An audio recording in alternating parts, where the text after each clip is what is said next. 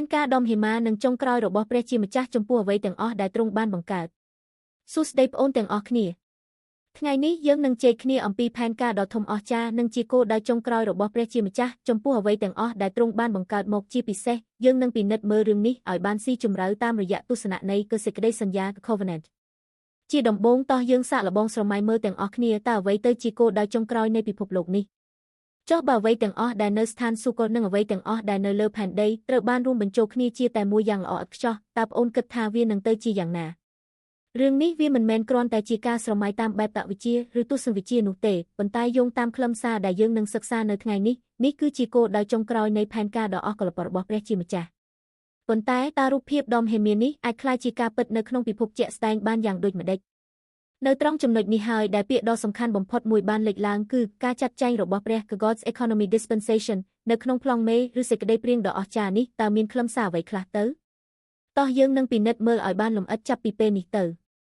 ការចាត់ចែងរបស់ព្រះគឺមានន័យសាមញ្ញថាវាគឺជាកប្លង់មេដ៏វិសុទ្ធ Divine Blueprint វាត្រូវបានរៀបចំឡើងនៅក្នុងព្រះគ្រីស្ទយេស៊ូវតាំងពីមុនពេលបង្កើតពិភពលោកម្លេះហើយវាជាផែនការដែលព្រះអង្គបានសន្យាថាទ្រង់នឹងធ្វើឲ្យសម្រេចជាដាច់ខាតគោលដៅសំខាន់នៃផែនការនេះគឺច្បាស់លាស់ណាស់ជាដំបូងគឺផ្ដល់ជីវិតអស់កលឹបជានិច្ចគឺជីវិតរបស់ព្រះអង្គផ្ទាល់ដល់មនុស្សជាតិតាមរយៈសេចក្តីសន្យាថ្មី New Covenant បន្ទាប់មកគឺបង្កើតកូនរបស់ព្រះឲ្យបានច្រើនដែលមានលក្ខណៈដូចជាព្រះយេស៊ូវហើយយកពួកគេមកស្ថាបនាជាក្រុមជំនុំ Church ហើយរាល់ដំណើរការទាំងអស់នេះគឺឆ្ពោះទៅរកគោលដៅតែមួយគឺការធ្វើឲ្យអ្វីទាំងអស់នៅស្ថានសួគ៌និងផែនដីរួមបញ្ចូលគ្នាជាតែមួយចុះនៅក្នុងផែនការដ៏ធំអស្ចារ្យជាសកលនេះតើមនុស្សយើងម្នាក់មានតួនាទីអ្វីខ្លះទៅ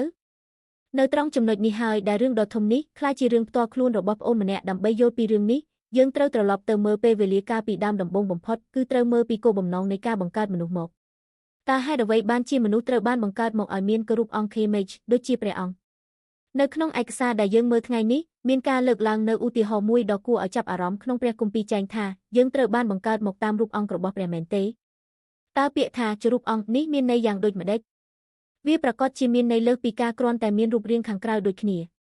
ានៅទីនេះមានចំណុចយល់ដឹងដ៏សំខាន់មួយនៅក្នុងពាក្យថាជារូបអង្គគឺមានអត្ថន័យពីររួមគ្នាទី1គឺរូបរាង shape ដែលយើងមើលឃើញពីខាងក្រៅហើយទី2គឺខ្លឹមសារពិត substance ដែលត្រូវដាក់នៅខាងក្នុងរូបរាងនោះដើម្បីឲ្យងាយយល់សូមប្អូនគិតពីស្រោមដៃនិងកដៃគឺស្រោមដៃគឺជារូបរាងវាត្រូវបានធ្វើឡើងតាមរូបរាងដៃដើម្បីទុកសម្រាប់កដាក់ដៃដែលជាខ្លឹមសារពិតចូលទៅខាងក្នុងប្រសិនបើគ្មានដៃនៅខាងក្នុងទេស្រោមដៃនោះគ្មានន័យឬតម្លៃអ្វីទាំងអស់ការប្រៀបធៀបនេះបង្ហាញយ៉ាងច្បាស់ពីមូលហេតុដែលយើងត្រូវបានបង្កើតមកមនុស្សយើងត្រូវបានរចនាឡើងដើម្បីធ្វើជាកភាជនៈ vessel តើសម្រាប់ដាក់អ្នកណាគឺសម្រាប់ដាក់ព្រះគ្រីស្ទដែលជាខ្លឹមសារពិតរបស់ព្រះជាម្ចាស់នៅពេលដែលយើងទទួលព្រះអង្គគង់នៅក្នុងជីវិតយើងនោះយើងទើបតែអាចក្លាយជាព្រះវិហារ Temple របស់ព្រះអង្គយ៉ាងពិតប្រាកដចុះបើដឹងថាយើងជាភាជនៈហើយតើយើងត្រូវធ្វើដូចម្តេចដើម្បីអាចបំពេញជីវិតយើងដោយខ្លឹមសារដ៏វិសុទ្ធនេះបាន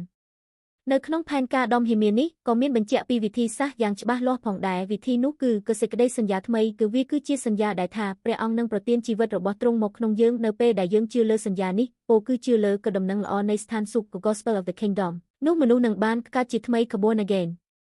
ដោយជីវិតរបស់ព្រះជាម្ចាស់នៅពេលនោះហើយដែលយើងសម្រេចគោលបំណងដើមនៃការបង្កើតមកជាភាជនៈហើយលើសពីនេះទៅទៀតយើងនឹងក្លាយជាផ្នែកមួយនៃក្រុមជំនុំដ៏វិសុទ្ធដែលមានព្រះគ្រីស្ទជាក្បាលតើនឹងមានរឿងអ្វីកើតឡើងប្រសិនបើផែនការនេះត្រូវបានសម្រេចនៅក្នុងជីវិតប្អូនជាក់ស្ដែងនៅទីនេះមានការសន្យាអំពីការផ្លាស់ប្ដូរដ៏អស្ចារ្យនិងព្រះពរនៃជីវិតថ្មីវាមិនមែនគ្រាន់តែជាការសង្ឃឹមបែបខ្យល់នោះទេប៉ុន្តែប្អូននឹងទទួលបានសេចក្តីសុខសាន្តពិតប្រាកដដែលពិភពលោកនេះមិនអាចផ្ដល់ឲ្យបានឡើយប្អូននឹងបានពិសោធន៍ឃើញថារាល់សេចក្តីសន្យារបស់ព្រះជាម្ចាស់ត្រូវបានសម្រេចនៅក្នុងជីវិតរបស់ប្អូននឹងមានជីវិតដែលឈ្នះលើគ្រប់កាលៈទេសៈឈ្នះលើខ្លួនឯងនិងទទួលបានសមត្ថភាពដើម្បីធ្វើអ្វីទាំងអស់រាល់តម្រូវការនឹងត្រូវបានបំពេញហើយប្អូននឹងមានជីវិតដែលអធិស្ឋានហើយទទួលបានការឆ្លើយតប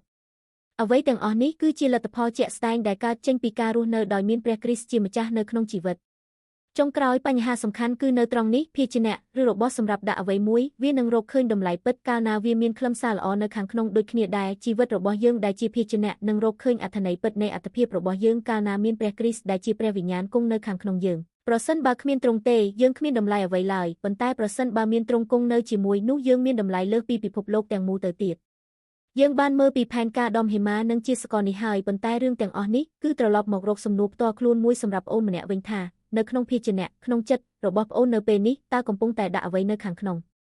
នេះគឺជាសំណួរដែលយើងម្នាក់គួរតែយកមកគិតពិចារណាឲ្យបានស៊ីជម្រៅបំផុត។